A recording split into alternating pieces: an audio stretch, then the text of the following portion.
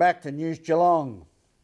Liberal Senator for Victoria, Michael Ronaldson, continues to pursue funding issues associated with veterans groups, such as the RSL, at forums around the state.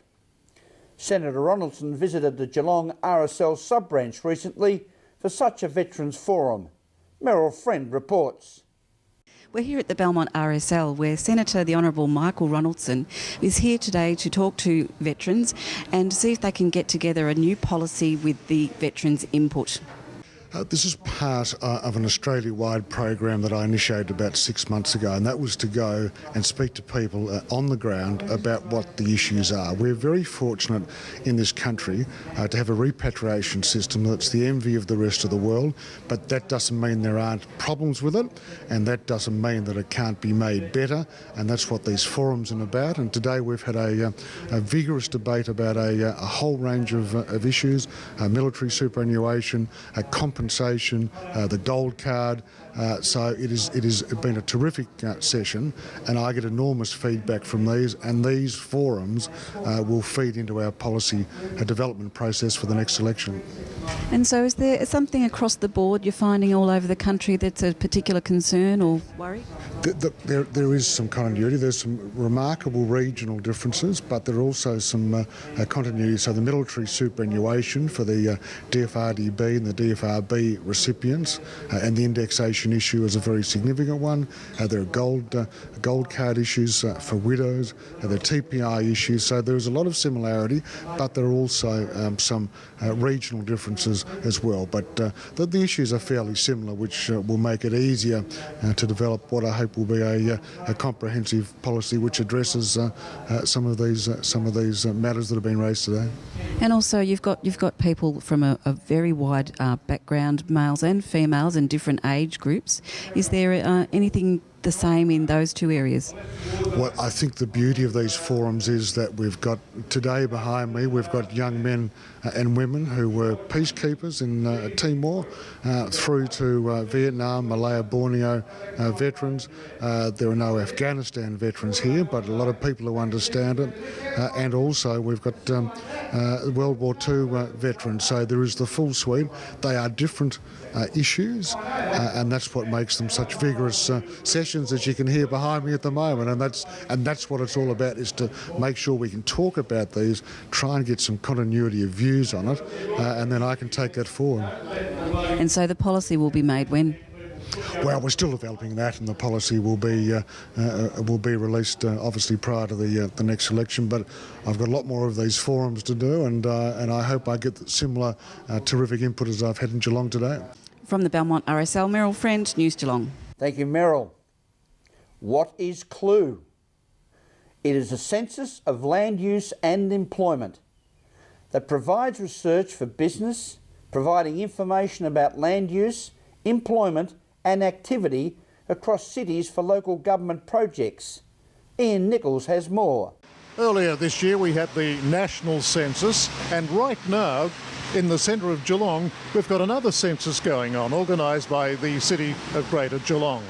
They're taking a survey, if you like, or a census, same thing, of all the businesses here in the Central Business District of Geelong.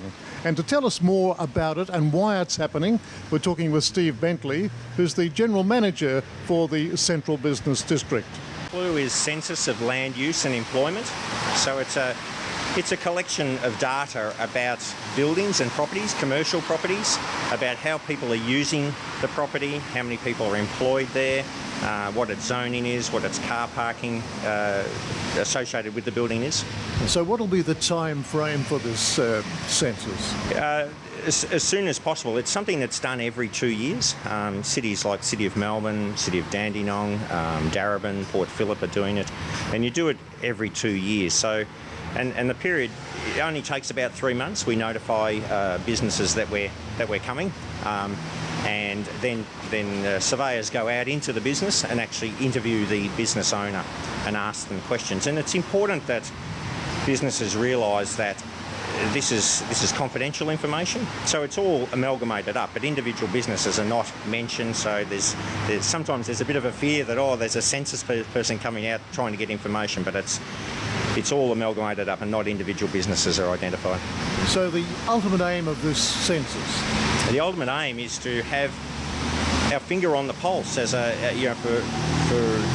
provide information for investors, developers, planners, real estate agents, to be able to get a mix of businesses in our city centre that complement each other. And when we're trying to attract quality brands and good quality businesses, and I don't want to sort of generalise about $2 shops, but sometimes people go, oh, Geelong's got so many $2 shops. Well, the franchise businesses and the very sophisticated businesses, they want to know this information. They want to know, the rating of your property as far as, energy rating and how many square metres and how much car parking and who are your co-tenants, who else is in the city, so that we can go and make formal proposals in the form of a prospectus.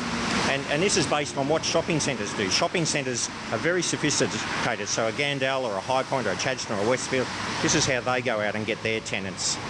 Well, it couldn't happen at a better time. We're standing right in the centre of Ryrie Street. Looks busy right now, but obviously there are some problems in this district right here.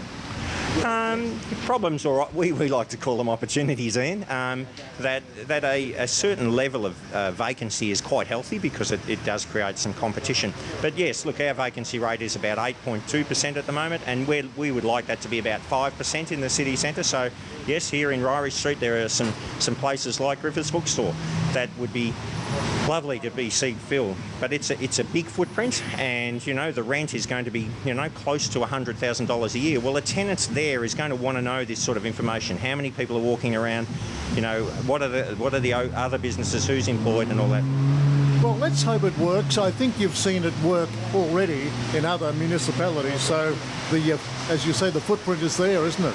Absolutely. City of Melbourne have been doing this since the year 2000, and Melbourne just won most livable city yet again, and it's part of attracting quality businesses, great places for people to work and to live, and this is the sort of information that you need that you can then pass on to those businesses, developers and investors, so that they want to come and choose Geelong.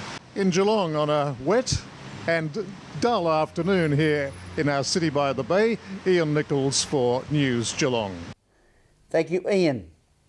This is News Geelong, our Wednesday edition, as we go to a break and return with sport and weather after this.